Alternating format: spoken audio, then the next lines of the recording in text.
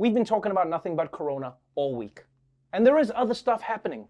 In fact, there's some pretty big news today from the world of tech. A blockbuster report by House lawmakers calling on Congress to break up big tech after a 16-month investigation into Apple, Amazon, Google, and Facebook. The Democratic-led Judiciary Committee says the Big Four all hold or abuse monopoly power and need to be reined in. The 450-page report compares the industry giants to the likes of oil barons and railroad tycoons. The panel is now proposing the biggest overhaul of antitrust laws in decades.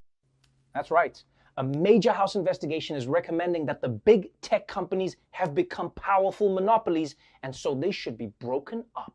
And that means Amazon could be split off into one company that sells you the products that you're trying to buy, and then another company that tricks you into buying weird knockoffs from countries that no longer exist. Apple could be separated into one company that sells you phones, and then another company that sells you a different charging cable every year for no reason. And then Google could be broken up into one company that gives you search results, and another company that just keeps guessing what you're about to type. How do you get rid of a rash on your crotch? Ew, no.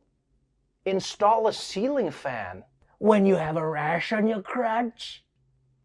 Now, I'm not gonna front. On the one hand, this is almost so obvious that I can't believe it took a 16-month investigation to figure out. Of course, these big tech companies are monopolies, and breaking them up could be a good idea. I mean, if you break up Amazon, that is great news for bookstores in 1997.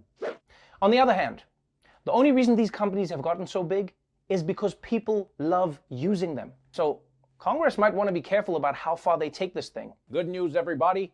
We're breaking Amazon up. Okay, Congress, I guess y'all gonna be delivering my shampoo because I want Prime from somebody. I don't care who it is. There's no question that the reputations of big tech companies have taken a hit in recent years. I mean, for instance, Facebook used to be the place where you reconnect with old high school friends and then block them when you discover that they're married. But then in the last few years, it's become the internet's top destination for people who believe the moon landing was faked to cover for the JFK assassination. And now it seems like Facebook has recognized what it's become, and they're finally taking steps to put an end to one of the biggest problems.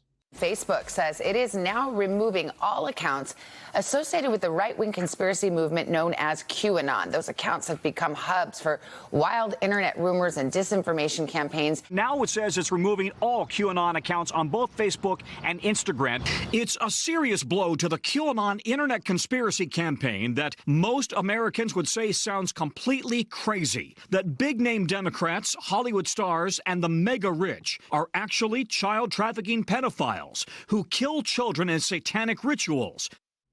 Okay. You know what? Good for Facebook for doing this.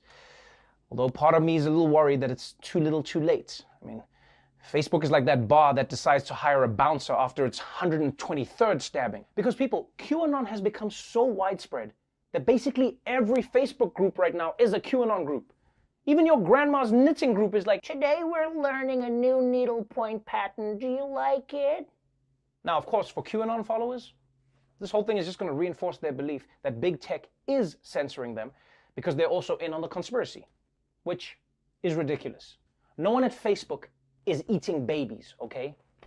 Because without babies, boom, that's 90% of Facebook posts gone. So look, I'm glad that Facebook is trying to shut down these groups, but to be honest, I'm skeptical that it's going to work.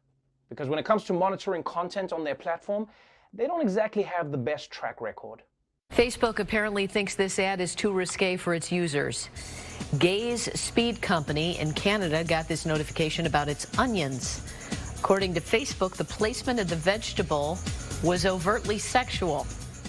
Okay, what clearly happened here is that the algorithm that's supposed to detect sexy stuff got confused.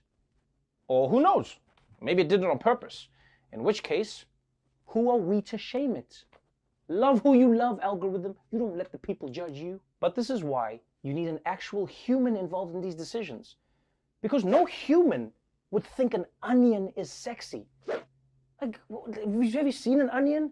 You know, it's just like it's round and it's firm and juicy, and it's got all those layers that come off, and whew, does it just get hot in here? Oh, man, I need to get out of the house. And there are other changes coming to social media too.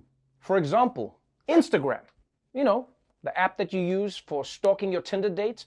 Well, if your feed has become a little toxic, here's something that might calm things down. Instagram says it will start hiding negative comments in posts. It's an effort to reduce bullying and harassment. After a user writes a potentially offensive comment, a warning will pop up before it's posted saying, "This may go against our guidelines." Users will have to click the View Hidden Comments button to see the negative comment. All right. That's what I'm talking about. Thank you, Instagram. This is a great step. I think everyone can agree. You don't want to go on Instagram and see hate-filled messages. I know I don't want that. I want to go on Instagram and see sexy onions. Butts. I mean butts, not onions. Not onions. I'm a normal man that likes butts. At the same time, I'm a little worried that hiding negative comments behind a warning is just going to make people want to click on them even more. Oh, you don't want to see this comment? This was such a great burn. We had to hide it. I mean, goddamn. This was a sick burn. Don't look. Don't look. It's too good. Like, here's one of the problems with this policy. Can it pick up tone? Half the time, someone comments brave under a picture. I'm pretty sure that it's just a form of bullying. Oh my God, it was so brave of you to put that picture up of yourself. What do you mean brave, dude? That was just like my face. Yeah, so brave. But you know what? As long as Instagram is going to be cracking down, how about they find a way to punish those people who post 1,000 stories at once? You got all those little tiny white dots at the top of your screen like a game of freaking Pac-Man. Yeah, I want to see how your day is going, not watch the Peter Jackson director's cut of your life. Highlights, people, highlights. And finally, there's also a change coming to emojis.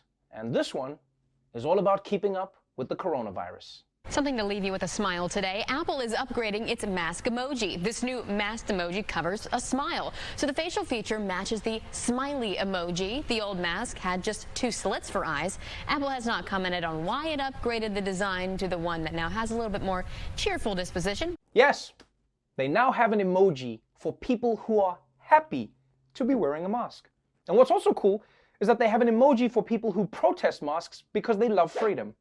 Now look, they say that this emoji is smiling, but it doesn't really look like it's smiling. We don't know if it's smiling, which I guess makes it really realistic. Because think about it. For the last few months, we've been walking around with these masks. No one can tell what your expression actually is. Yeah, you're trying to smile with your eyes, but to the other person, some freaky shit is going on under there.